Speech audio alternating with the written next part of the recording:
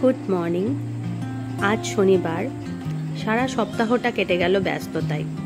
তাই আজ সকাল সকাল ভাবলাম একটু মুখরোচক কিছু বানানো যাক। তাই আজকে বানিয়েছিলাম এগ স্যান্ডউইচ। এটা খুব তাড়াতাড়ি হয়েও যায় আর খেতেও কিন্তু খুব সুস্বাদু হয়। দুটো ডিম সিদ্ধ করে তার মধ্যে একটু মশলা দিয়ে, ডিমের মধ্যে একটু চিজ দিয়ে জাস্ট স্যান্ডউইচ করে নিলেই তৈরি। এই যে দেখো বানিয়ে নিচ্ছিলাম। আজ ড্রয়িং স্কুলের গ্রীষ্মের ছুটি পড়বে। আজকে মোটামুটি ড্রয়িং হয়ে 15 দিন ছুটি থাকবে, সেজন্য ভাবলাম আমিও একটু যাই, যদি স্যার কোনো কাজ দেন। স্যান্ডউইচ খেয়ে বেরিয়ে পড়েছিলাম ড্রয়িং স্কুলে। ওকে ড্রয়িং দিয়েই আমরা বেরিয়েছিলাম বাজারে। বাজারে আমাদের কিছু কাজ ছিল, তো কাজগুলো মোটামুটি সেরে আমরা চলে গিয়েছিলাম আবার ছেলেকে ড্রয়িং স্কুল থেকে নিতে। ওকে ড্রয়িং স্কুল থেকে নিয়ে আবার ফিরছিলাম বাড়ির উদ্দেশ্যে। রাস্তায় সবজির দোকান দেখে মনে হলো কয়েকটা সবজি নিয়ে নিই, তাই দাঁড়িয়েছিলাম কয়েকটা সবজি নিতে। সবজি নিয়ে বাড়ি ফিরেছি।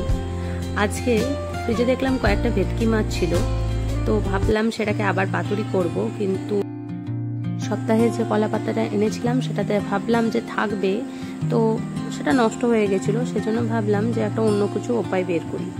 তাই একটু মতো কলা পাতা ছিল যেটাকে ইউজ করা যাবে, তো সেটাকে বাটির শেপে কেটে টিফিন বক্সের মধ্যে ভাবলাম একটু ভাপিয়ে নিই।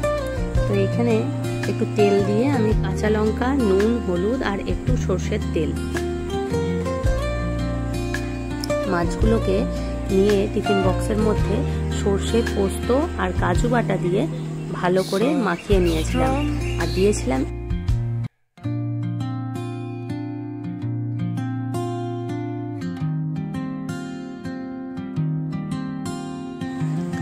আর এইদিকে ভাত চাপিয়ে তার মধ্যে স্ট্যান্ড দিয়ে ওই টিফিন বক্সটা মাছের বসিয়ে দিয়েছিলাম।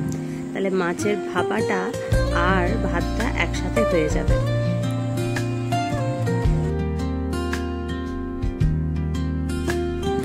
এদিকে দেখি বেসিনে কয়েকটা চায়ের কাপ আর ওই ননস্টিকের তাওয়াটা পড়ে রয়েছে, তো ভাবলাম ওটা একটু হাতে হাতে ধুয়েই নিই।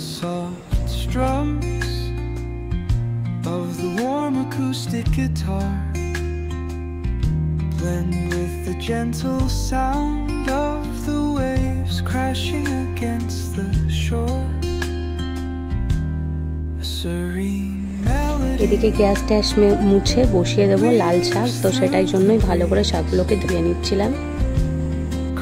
এদিকে শাক বসিয়ে দিলাম আর এদিকে দেখি ভাত আর মাছটা হয়ে গেছে।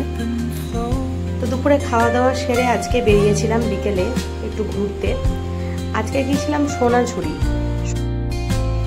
সোনাঝুরি পেরিয়ে কয়েকটা ছোট ছোট ক্যাফে আছে। ওই ক্যাফেগুলো মানে ঠিক বলবো ক্যাফে না, ছোট ছোট দোকান বলতে পারো। তো ওই দোকানেই গেছিলাম। ওই দোকানে আমাদের চিকেন কাটলেট আর আমি নিয়ে নিয়েছিলাম একটু মুড়ি। চিকেন কাটলেটটা দারুণ করে খেয়ে একটু গল্প টল্প করে ফিরছিলাম বাড়ি। টাটা।